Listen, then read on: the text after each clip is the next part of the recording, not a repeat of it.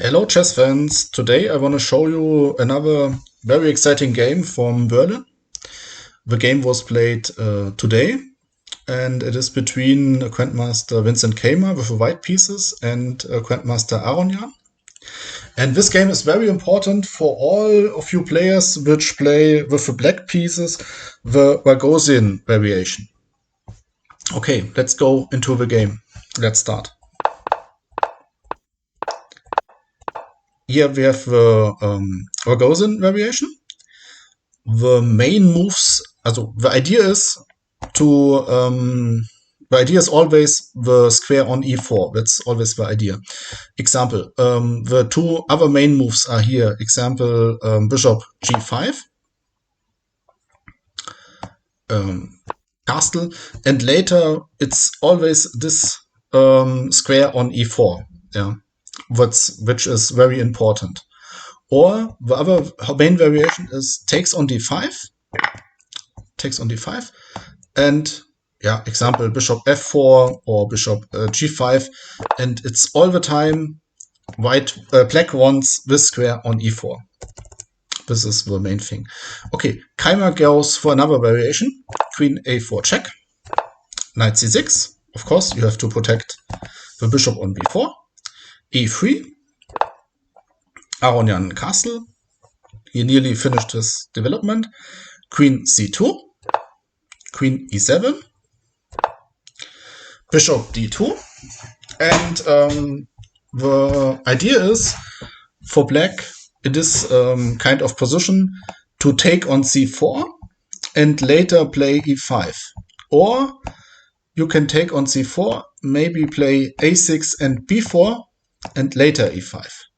Or you can take on c4, white takes back on c4, you can go back with bishop on d6 and then play e5. But it's always the same, you take on c4 and play e5. And Aronian played it now immediately. He took on c4 and played e5. Now we move d5. The knight on c6 is attacked. Normally you think, okay, the piece is attacked, you have to move it, yeah, but not Levon Aronian. He don't have to move it. He play queen c5. The idea is, if white takes the knight on c6, black takes the bishop on c4. Knight e4. Now we come to a very forced and very interesting line. Takes on e4, takes on e4, bishop e7, bishop e5. Knight takes e5, and okay, after bishop f5, queen f4, he take on d2, king takes d2.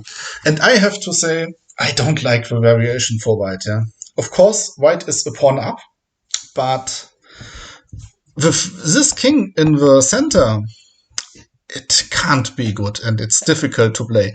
Of course, this is very deep analyzed from both of them, but I really don't like this variation for white. Yeah, but okay, queen b4 check, king c1, queen c5, and here he comes with the move g4. Okay, I want to tell you the following. Example, if white would play queen d4 to go for an endgame, then the idea is he takes on d5 and play the move bishop e4, and you see the pawn on g2 is attacked and the pawn on d5 is attacked. And this endgame is slightly better for black because white have this isolated pawn at the end. Yeah. So Keymer didn't go for this variation, he played g4. Okay, you see, I don't show you the moves. If white plays g4, it's simple. What plays black after a move like g4? Of course, g5. Yeah. So of course, the engine found this move. It's very funny. The idea should be the following. If Keymer would take on g5, I guess bishop g6, and the idea is black, also f6 is the idea, and you see here, this pin. b5 is the idea, to play against this bishop or to attack the bishop on c4. That's why he played g5. Okay, g4, g5. Okay, what's now? What's now the next move? Yeah, if black attack the white king, white have to attack the black king, or of course b4. So simple as chess. Yeah. Take on b4, queen d4, knight g6. Interesting intermediate move.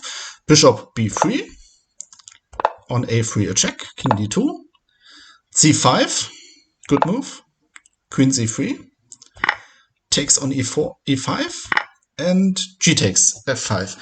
And I have to tell you, I don't like so much this exchange from white, because maybe this knight on e5 can be later stronger than this bishop on b3. And the next thing is, I can't say this so often, I don't like this king on the center. Yeah, it's terrible. Okay, rook f e8. I start the engine. Rook g1. You see, it's a forced draw. Yeah? It's 0.0. b5. Interesting move from Aronian. He wants to push the pawns on the queen side. Rook takes g5. King g8. Bishop d1. Maybe not the best. Of course, Keymer would love to go into the endgame. Yeah, in the endgame, the king is safe and he don't have everything is fine for him. Okay, Aronian don't want the endgame. This is sure. Bishop e2. Bishop e2 he played because the threat from black was the move b4. After bishop e2, this is not more possible because the queen on a6 would be hang. Okay, the rook goes into the center and against this king. e4, queen a4, and now the pawn on e4 is attacked. And he made now a very big mistake. He played the move rook h5. Okay, it's easy to say the pawn is attacked. Why didn't he protect it? Yeah, he could play f3 or what is the other move? King e3, exactly. King e3 is the other move to just protect this pawn, and then the position is about equal. But I don't know. He played rook h5. And then, of course, Levon took this pawn on e4. Now you see it also on the clock. Vincent have only 46 seconds. And Aronian have more than 15 minutes. Yeah. And in this position, white collapsed totally. Rook g1. The next pawn. Now black is 2 pawns up. A check on f4. King b1. Rook d4.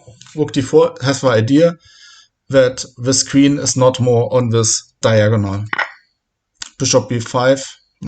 If you don't have time, sometimes this happened. Simply a check and the bishop is hanging.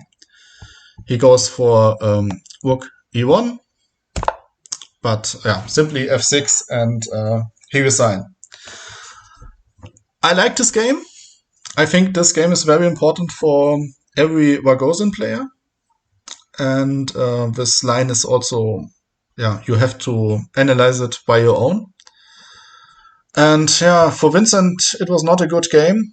And I liked very much in this game this thing with g4. I like this move g4 from Keymer. I like this move g5 from Aronian. And I like also this move b4 from Keymer. It's really a very, very crazy and interesting game. I hope you enjoy this game, and we see us in the next video. Have a nice evening. Bye-bye.